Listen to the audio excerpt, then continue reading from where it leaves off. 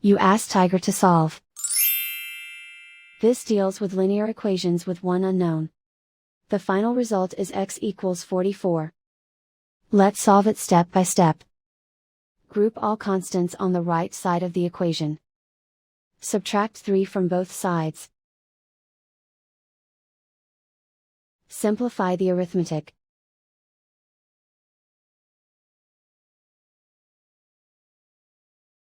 Isolate the x.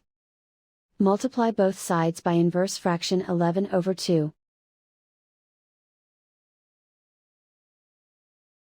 Group like terms.